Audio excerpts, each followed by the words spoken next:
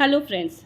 हम सब चाहते हैं कि हमारी कम्युनिकेशन इफ़ेक्टिव हो और कम्युनिकेशन इफ़ेक्टिव होने के लिए एक उसमें रोल प्ले करता है हमारी अच्छी वोकैब का होना, अच्छी वोकैबलरी, अच्छे वर्ड्स का यूज़ करना हमारे कम्युनिकेशन में।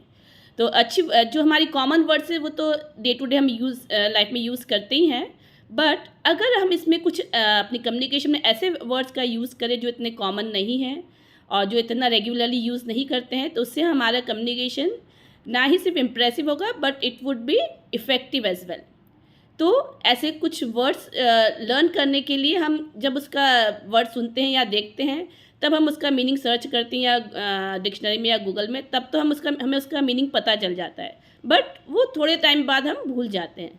तो आज मैं आपको ऐसी कुछ ट्रिक्स शेयर करूँगी जिससे ये वाले जो अनकॉमन वर्ड्स है जो हमें डे टू डे यूज़ नहीं होते हैं, उसे आप लाइफ लॉन्ग परमानेंटली आपकी वो मेमोरी में सेव हो जाएगा।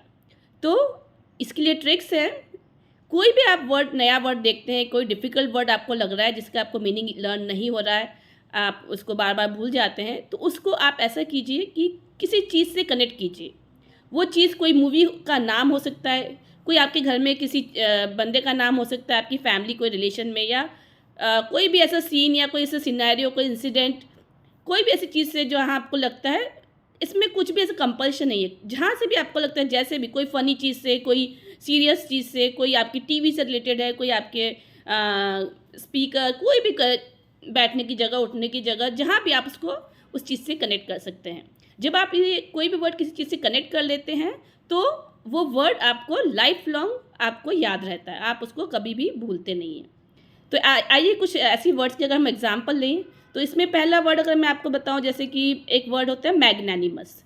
मैग्नानिमस का इंग्लिश मीनिंग होता है जेनरस। अगर अब ये मैग्नानिमस इतना कॉमन वर्ड नहीं, इतना कॉमनली यूज़ नहीं होता है, तो पर इसका मीनिंग भी याद करने के लिए डिफ़िकल्ट होगा।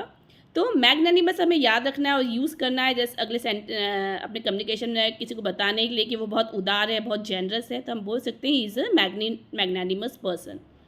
तो मैग्नानिमस का मीनिंग याद करने के लिए आप क्या कर सकते हैं, आप ऐसा उसको याद करिए। याद करने का ट्रिक ये है कि जैसे इसकी स्पेलिंग है MAGNANIMOUS, मैग्नानिमस। अगर मैं इसको ब्रेक करूं तो मैं इसको ऐसे याद करूंगी, मैगी की नानी और मौसी बहुत जेनरस है। तो अब मुझे याद हो गया वर्ड ये मैग्नानिमस, मैगी, नैनी, मौसी। ये मैंने 3 वर्ड इसमें इसको ब्रेक करके 3 वर्ड से जोड़ दिया है। तो मैगी की नानी और मौसी बहुत जेनरस है। तो अब हम इसको जब नेक्स्ट टाइम यूज़ करेंगे, जब भी आप ये वर्ड देखेंगे, तो आपको तुरंत इसका मीनिंग क्लिक हो जाएगा, मैग्नानिमस। अगर दूसरा वर्ड ले तो वो हो सकता है जैसे रेजिलियंट है। रेजिलियंट का मीनिंग होता है लचीला, है ना। लचीला मतलब फ्लेक्सिबल टाइप का। अगर जैसे कि एक रबर बैंड होता है, वो इट इज़ फ्लेक्सिबल, लचीला होता है ना। अगर ऐसे ही हम बंदों में भी हमें लचीलापन होना चाहिए, हमने सीखा, रेजिलियंस पावर हमें सब में डेवलप करनी चाहिए हमें। तो रेजिलियंट का मीनिंग याद करने के लिए हम क्या कर सकते हैं कि रेजिलियंट की स्पेलिंग में RESILENT में ले हम प्रोनाउंसिएशन करते हैं, रेजिलियंट, ले। अगर हम इसका हिंदी मीनिंग देखें वर्ड टू वर्ड, तो लचीला होता है, तो उसमें भी ल आ रहा है, लचीला। इंग्लिश में देखें अगर उसको हम फ्लेक्सिबल माने तो वो भी ल है, उसमें भी ल वर्ड यूज़ हो रहा है। तो जब हम रेजिलियंट मीनिंग देखेंगे, अगर आप उसको ल से कनेक्ट करेंगे तो आपको तुरंत याद आ जाएगा कि ल इसमें है, तो लचीला। थर्ड वर्ड अगर हम लें, जैसे कि वोलेटाइल। वोलेटाइल मीनिंग होता है चेंजेबल, परिवर्तनशील। अगर हिंदी की बात करें तो जो एक जैसा नहीं रहता है, बार बार चेंज होता है। तो वोलेटाइल को हम अगर ब्रेक करें तो उसको हम ऐसे कर सकते हैं, वो लेटाइल, है ना। वो लेट आई हिंदी में अगर बात कर लेते हैं, तो वो लेट आई, किसी बंदी का हमने सोच लिया कि वो लेट आई, तो ये वो लेट आई, तो रोज़ तो लेट नहीं आती होगी, कभी लेट आती, कभी जल्दी भी आती है। तो इसको हम ऐसे कनेक्ट कर सकते हैं, this is not a permanent situation, this is changeable. कभी लेट आती, कभी she is coming early and sometimes she is late.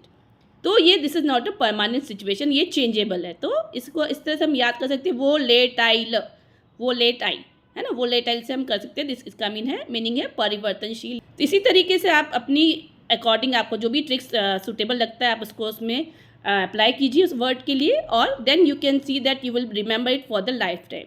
अभी जो मैंने आपको 5 बताया, आई एम श्योर दैट ये इनके मीनिंग आपको हमेशा याद रहेंगे।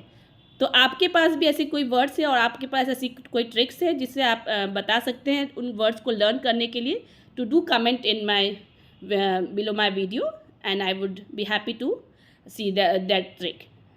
तो अगर आपको ये वीडियो अच्छा लगा है तो please do like, subscribe and share the video. Thank you so much, good day, bye bye.